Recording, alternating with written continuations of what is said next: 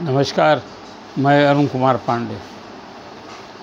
आप देख रहे हैं यूट्यूब अरुण पांडे की बात। आज फिर बिहार के शिक्षकों के ट्रांसफ़र पोस्टिंग को लेकर आपके सामने चर्चा के लिए बैठा हूँ। इसके कबल कुछ खास खबरों से आपको अवगत कराना भी आवश्यक समझता हूँ। कुछ विदेश की खबर, देश की खबर और प्रदेश की खबर। इसके बाद फिर मूल विषय पर चर्चा करूँगा। आप जानते हैं कि पड़ोसी देश नेपाल में पिछले सप्ताह भारी खून खराबा हुआ, हलचल हुआ और छात्र युवकों का इस कदर विरोध हुआ कि पूरा नेपाल जल उठा। सत्ता बदल गई, वहाँ के प्रधानमंत्री ने इस्तीफा दे दिया, अंतरिम सरकार बन गई। सुप्रीम कोर्ट की, वहाँ नेपाल की सुप्रीम कोर्ट की फर्स्ट लेडी चीफ जस्टिस अंतरिम प्रधानमंत्री बनी और उन्हें ऐलान किया कि 5 मार्च को 2026 में वहाँ की प्रतिनिधि सभा का चुनाव कराया जाएगा, तब नई सरकार बनेगी। तब तक वो अंतरिम प्रधानमंत्री के रूप में अपना दायित्व संभालेंगे। देखिए, एक क्यास लग रहा था कि फिर नेपाल में क्या राजतंत्र लौटेगा। अब तो उस पर विराम लग गया है। नेपाल की संवैधानिक व्यवस्था के तहत अब फिर नई सरकार बनेगी।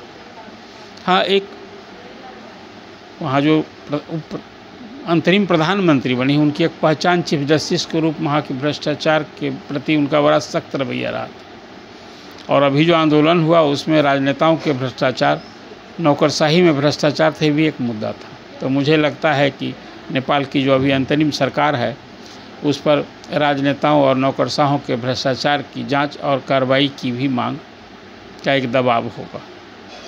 अब एक खबर जो और ख़ास है आपके लिए जानकारी के लिए, आप सभी जानते हैं कि भारत और इजराइल की अभी दोस्ती है और अपने प्रधानमंत्री नरेंद्र मोदी और इजराइल के प्रधानमंत्री नेतन्याहू से दोस्ती की एक अलग केमिस्ट्री बनी हुई है। लेकिन पिछले दिन संयुक्त राष्ट्र महासभा में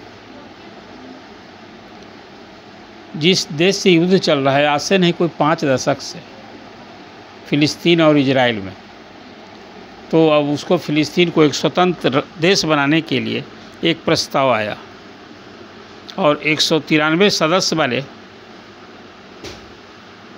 संयुक्त राष्ट्र महासभा की बैठक में जब स्वतंत्र फ़िलिस्तीन राष्ट्र की स्थापना को लेकर वोटिंग हुई तो उसमें भारत इजराइल का नहीं, फ़िलिस्तीन का साथ दिया है। और 193 देशों में 142 देश का समर्थन मिला कि फ़िलिस्तीन को स्वतंत्र देश बनाया जाए। इसके विरोध में केवल 10 वोट मिले और वहीं 12 देशों ने वोटिंग से दूरी बनाई। ये न्यूयॉर्क घोषणा पत्र कहा जाता है जो फ़िलिस्तीन को स्वतंत्र राष्ट्र बनाने का प्रस्ताव आया था। और इसके समर्थन करने वालों में भारत के साथ चीन, रूस, सऊदी अरब, Qatar, Ukraine, UK, Italy, France, Germany समेत कई प्रमुख देश हैं। वहीं इजराइल और अमेरिका समेत 10 देशों ने इसका विरोध किया, वोट किया। मतलब संयुक्त राष्ट्र महासभा की बैठक में भारत चीन और रूस के साथ हुआ और अमेरिका विरोध खड़ा है। हालांकि इजराइल के प्रधानमंत्री ने कहा कि सब तब के बावजूद भी वो देश नहीं बन पाएगा। आपको याद होगा, हमें तो याद है, वो 1980 में 31 मार्च था जब फ़िलिस्तीन को अलग राज्य बनाने के लिए फ़िलिस्तीन मुक्ति संगठन के अगुआ और नेता कहिए उस समय यासिर अराफात थे, भारत आए थे। भारत में उनका भव्य स्वागत किया गया था। खुद तत्कालीन प्रधानमंत्री इंदिरा गांधी एयरपोर्ट पर उन्हें रिसीव करने पहुंच गई थी और स्वागत में इतने आत्मविभोर हुए थे, यासिर अराफात ने इंदिरा गांधी को बहन कहकर संबोधित किया था। तो भारत हमेशा फ़िलिस्तीन की मुक्ति के लिए उसका समर्थक रहा है और अब तो देश बनाने की बात हुई तो उसमें भी भारत उसके साथ हुआ है। तो एक खास खबर थी ना कि जहां प्रधानमंत्री नरेंद्र मोदी और इजराइल के प्रधानमंत्री नेतन्याहू से इतनी अच्छी दोस्ती है, फिर भी फ़िलिस्तीन के मुद्दे पर भारत ने फ़िलिस्तीन को स्वतंत्र देश बनाने के प्रस्ताव का समर्थन किया है। ये तो बात हो गई, अब देश की कुछ बात करें। प्रधानमंत्री नरेंद्र मोदी इस चुनावी साल में 7वीं बार बिहार आ रहे हैं। कल 15 सितंबर को पूर्णिया में आएंगे। पूर्णिया एयरपोर्ट का 500 करोड़ की लागत से पूर्णिया एयरपोर्ट का ये विस्तार हो रहा है। पहले तो एयरफोर्स का एयरपोर्ट था, अब वहाँ से कमर्शियल फ़्लाइट शुरू होगी और कहते हैं कि ये खासकर पूर्वी भारत में और बिहार में तो सबसे लंबा रनवे वाला अभी एयरपोर्ट हो जाएगा। और प्रधानमंत्री कल जो जनसभा संबोधित करेंगे पूर्णिया में 50,000 करोड़ से अधिक की योजनाओं की सौगात देंगे। ये चुनावी साल में पिछली 6 बार की यात्रा में प्रधानमंत्री 1,65,000 करोड़ की योजनाओं का सौगात दे चुके हैं। और कल तो मुझे लगता है कि एक जो अडानी का खासकर पीरपैंती में 2400 मेगावाट का जो थर्मल पावर स्टेशन लग रहा है 23,000 करोड़ की लागत से, शायद बिहार में ये सबसे बड़ा निजी पूंजी निवेश का एक अभी सामने आया है। और जो बिहार में अभी नीतीश कुमार ने खासकर 26 से 5 साल में 1 करोड़ नौकरी और रोज़गार देने की बात की, उस दिशा में अभी से ही रोड मैप तैयार किया गया है, कार्य योजना बनी है और उसी को ध्यान में रखकर प्रत्येक अमृत मुख्य सचिव बनाए गए हैं जिनकी छवि है एक फॉर्मर अधिकारी की। और ये सरकार का ध्येय उद्देश्य है कि अगले साल कोई फिर निजी पूंजी निवेश को लेकर यहाँ कॉन्क्लेव होगा और उसमें अडानी अंबानी सहित कोई 5 लाख करोड़ का निजी पूंजी निवेश का मार्ग प्रशस्त हो, इस दिशा में प्रयास शुरू हो गया है। और अभी तो जैसा मैंने आपसे कहा कि एक बड़ा निजी निवेश तो 23,000 करोड़ की लागत से पीरपैंती में बनेगा, उसका भी शिलान्यास होने की बात हो रही है। कई सड़क परियोजनाओं का और पुल जो बने हैं उसका उद्घाटन शिलान्यास भी कल होगा, तो ये खबर हुई। 16 सितंबर से तेजस्वी यादव 11 जिलों की यात्रा पर निकल रहे हैं 5 दिन के लिए। वो जहानाबाद से शुरू करेंगे और वैशाली में 5 दिन। ये वही ज़िले हैं जिन जिलों में 15 दिन जब राहुल गांधी बिहार में वोटर्स अधिकार यात्रा कर रहे थे उन जिलों में नहीं गए थे और उसमें तो सहयात्री थे तेजस्वी। इस बार अकेले वो राहुल गांधी की यात्रा थी 15 दिनों की। अभी राहुल की जगह अब खुद तेजस्वी ने ये अपनी यात्रा निकाली है, इसको कहा है बिहार अधिकार यात्रा। और पहले दिन जो जाएंगे वो 16 तारीख को जहानाबाद से शुरू होगी। जहानाबाद, इस्लामपुर, हिल्सा और फतुहा में वहाँ अपने कार्यकर्ताओं के साथ, अपने समर्थकों के साथ संवाद भी करेंगे। ये तेजस्वी का जो महागठबंधन की ओर से सीएम के चेहरा हैं। अभी तो सीट का बंटवारा हुआ नहीं है, दोनों में किसी गठबंधन में नहीं, लेकिन लोगों को साधने के लिए, अपने समर्थकों को चार्ज करने के लिए चुनाव के पहले, चुनाव की घोषणा तो फर्स्ट वीक में होने वाली है, इसको लेकर तेजस्वी की यात्रा का एक खास महत्व है। अब फिर 17 अगस्त को केंद्रीय गृह मंत्री अमित शाह बिहार आ रहे हैं। अब बिहार में फिर एनडीए को फतह करना है। 2025 में 225 सीट जीतने का लक्ष्य है। इस हिसाब से फिर चुनाव जीतने का मंत्र, लोगों से, अपने लोगों से बातचीत, संभव हो एनडीए के भी इस घटक दल के नेताओं से बातचीत होगी। तो अमित शाह बिहार आ रहे हैं। तो कुल मिला कर अभी ये बिहार का दौरा, प्रधानमंत्री का दौरा, अमित शाह का दौरा, तेजस्वी की यात्रा, इन चर्चाओं के बाद अब मूल सब्जेक्ट पर आते हैं। देखिए आज 14 सितंबर है, 13 सितंबर तक बिहार में ये ऐच्छिक ट्रांसफ़र का, शिक्षकों के ऐच्छिक ट्रांसफ़र का ये दूसरा चरण में आवेदन देने की कार्रवाई समाप्त हो गई।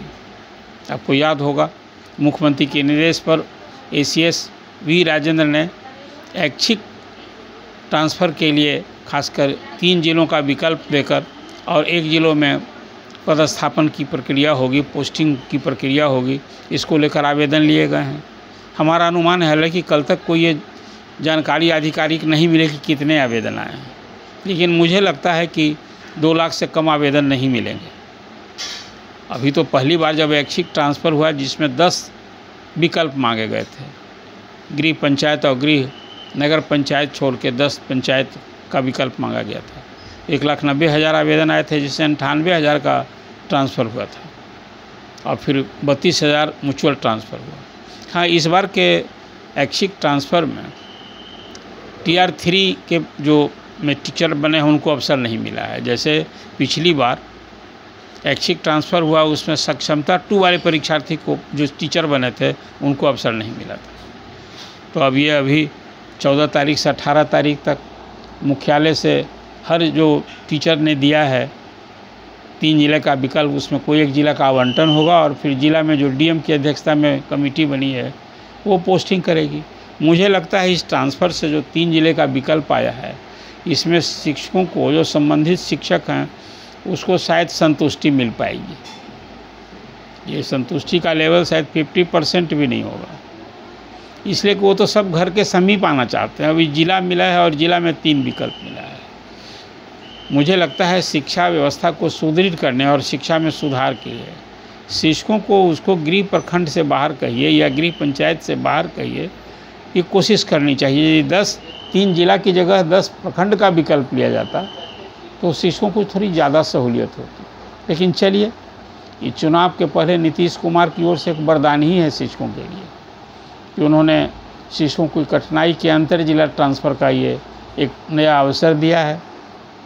और ये 14 तक, जब ये सब 14 से 18 तक जिला आवंटन हो जाएगा, तब पोस्टिंग भी फिर जिलों में हो जाएगी चुनाव के पहले। इसमें एक बात होगी कि जो अंतर जिला के इस ट्रांसफ़र में जो शिक्षक ट्रांसफ़र पाएंगे, वो संबंधित ज़िले में जाके जूनियर हो जाएंगे, काहे कि शिक्षकों का कैडर है जिला। तभी नए जिला में कहीं भी जाएंगे तो वहाँ वो जूनियर हो जाएंगे। यदि विशिष्ट शिक्षक हैं तो ज़िले के जो विशिष्ट शिक्षक कार्यरत हैं उनसे वो जूनियर वरीयता सूची बनेगी, उसमें जूनियर हो जाएगा। और किसी को ट्रांसफ़र का तो ट्रांसफ़र अलाउंस मिलेगा नहीं, कोई खर्चा, इसलिए खुद आवेदन दे के किए हैं। तो ये 2 बड़ी बात होगी कि एक तो वो अपनी वरीयता भी खोनी पड़ेगी। अब विशिष्ट शिक्षक की बात करें जो 2,62,000 बिहार में हैं, तो उसमें वो लोग कोई जनवरी में ज्वाइन किए थे, कोई मार्च में ज्वाइन किए थे, तो किसी को 9 महीना की वरीयता खोनी होगी जिला में जाएंगे तो, और फिर किसी को 6 महीने की वरीयता खोनी होगी। तो ये वरीयता खोकर भी कम से कम एक संतोष होगा कि जो बरसों से इंतज़ार कर रहे थे। विशिष्ट शिक्षक भी तो तवल्ला चाहते ही थे, लेकिन अब उनको हो गया उस समय कि चलिए जहाँ आप विशिष्ट शिक्षक बने हैं वहीं योगदान कीजिए, लेकिन इस बार अवसर मिला है उनको। लेकिन अभी Tier 3 वाले शिक्षकों में जो बेचैनी देखी गई, उन्हें लगता था कि इस बार उन्हें अवसर मिलना चाहिए।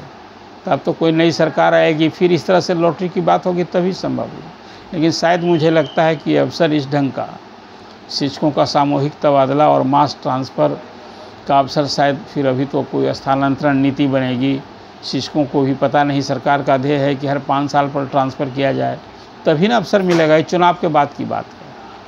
लेकिन फिर शिक्षकों के ट्रांसफ़र में एक बात हो गई कि ACS सिद्धार्थ ने जिलों शिक्षकों का जिला ट्रांसफ़र हुआ था, तो स्कूल ट्रांसफ़र के लिए वो बाट जोड़ रहे थे। अब बहुत सारे शिक्षकों ने अभी गृहांश पोर्टल पर भी दिया, तो सब मामला रुक गया। जो 1 से 10 सितंबर तक जिलों के सब जिला शिक्षा समिति को जो अधिकार दिया गया था कि आपकी सबको पोस्टिंग को, सब तो कोई कार्रवाई हुई नहीं। अभी नए सिरे से सब ट्रांसफ़र का आवेदन लिया गया और उस पर भी निष्पादन होने जा रहा है। अब वो सब कुछ जिस ढंग से स्थिति है, जो मैंने कहा था एक दिन कि डॉक्टर S सिद्धार्थ का तबादला हुआ, वो विकास आयुक्त बन गए, लेकिन शिक्षा विभाग के शिक्षकों को मझधार में छोड़ गए। अब 98,000 तो भाग्यशाली हैं जिनका ट्रांसफ़र, हालांकि जिला में भी अंदर जिला का ट्रांसफ़र हुआ था, उसमें भी तो बहुत सारे लोग दुखी थे, और जिनका नहीं हुआ वो कोसते रह गए थे। तो ये ट्रांसफ़र की एक स्थिति ये है जो चुनाव के पहले अब जो कमेटी बनी हुई है सेवा निरंतरता को लेकर, वेतन संरक्षण और फिर वेतन निर्धारण को लेकर, अब वो कमेटी को 24 तक रिपोर्ट देनी है। मुझे लगता है रिपोर्ट आ जाएगी और इस दिशा में विभाग अब सक्रिय भी होगा। ये तो वाजिब हक भी है और अधिकार है। वही विशिष्ट शिक्षक के लिए कोई विज्ञापन थोड़े निकला था। आपने CM के कहे मुताबिक मामूली परीक्षा कह के परीक्षा ली गई सरकारी कर्मी बनने के लिए, और सबको जैसे योगदान किया उनकी पुरानी नौकरी साफ हो गई, जो 15 साल 16 साल काम किए थे। तो सेवानिरंतरता का लाभ तो मिलना ही चाहिए। अभी जो लोग आज ओल्ड पेंशन स्कीम मांग कर रहे हैं, यदि पुरानी सेवा की गणना नहीं होगी तो थोड़े होगा, सबकी नई नौकरी हो गई है। जैसे जो प्रधान शिक्षक बने हैं या हेडमास्टर बने हैं, सबकी नई नौकरी हो गई है। पुरानी सेवा से उनको हाथ धोना पड़ा है, सबसे इस्तीफा सरकार करवा चुकी है। तो सचमुच मैं तो इसे एक अन्याय मानता हूँ। ये एक अलग सोच है, सरकार पता नहीं इसमें भी बचत करने की कुछ ठान रखी है। तो ये की स्थिति है जो आपसे खास करके शिक्षकों का इस चुनाव 15 ही दिन अब बचा है। इसी 15 दिन में शिक्षकों को जो कुछ मिलना पाना है ये अवसर है अभी। फिर तो चुनाव के बाद नई सरकार न करेगी और आचार संहिता लागू होने के बाद कुछ थोड़े नया कुछ काम होगा। ट्रांसफ़र पोस्टिंग भी नहीं होगा। क्या यही शिक्षक की फौज जो है चुनाव ड्यूटी लगनी है? अब तो जिलों से शिक्षकों की सूची भी मांगी जा रही है, कौन स्कूल में कौन टीचर हैं, कहाँ पोस्टेड हैं। इस हिसाब से जो लिस्ट बनेगी तो उनको चुनाव में भी ड्यूटी लगेगी, फिर वोटिंग काउंटिंग में ड्यूटी लगेगी। लेकिन 15 दिन के अंदर जो कुछ होना है हो जाए। अब तो मैं देख रहा हूँ कि Tier 4 के लिए फिर वो जो अभ्यर्थी हैं आंदोलन करने की ठानी है। 19 सितंबर को पटना में प्रदर्शन करने की बात हो रही है। एक तो जो लोगों ने स्टेट परीक्षा पहले लेने की बात की उनकी मांग मान ली, तो पहले स्टेट की परीक्षा होने जा रही है और स्टेट परीक्षा के बाद फिर अब चुनाव बाद होगा Tier 4 की परीक्षा। और उसमें भी पद घटा दिए गए, कुछ 27,000 पदों के लिए भी होना था Tier 4 में, जबकि बात हो रही थी 1,20,000 शिक्षकों की। अभी एक अलग इशू विवाद का बनता जा रहा है, विरोध का इशू बनता जा रहा है, एक अलग है। हाँ, एक बात खास आई कि पुस्तकालय अध्यक्ष की भी अब बहाली होगी, उसके लिए पात्रता परीक्षा होगी। उसमें है ना कि लाइब्रेरी साइंस से ग्रेजुएट हो, अब पात्रता परीक्षा पास हो, तो वो स्कूल एग्जामिनेशन बोर्ड ही ना पात्रता परीक्षा लेता है। तो इस दिशा में भी अब पहल होने की बात हो रही है। तो कुल मिलाजुला कर शिक्षा से जुड़ी जो बातें थी, अब कुछ खास प्रमुख खबरों की चर्चा आपको की अपडेट किया है। चर्चा कैसे लगी आप कमेंट कीजिए, और फिर अपेक्षा है कि अरुण पांडे की बात सब्सक्राइब कीजिए और अपने लोगों के बीच अधिकाधिक शेयर कीजिए। धन्यवाद। अगर आपको ये खबर अच्छी लगी तो चैनल को सब्सक्राइब करना नहीं भूलें और बेल आइकन जरूर दबाएं।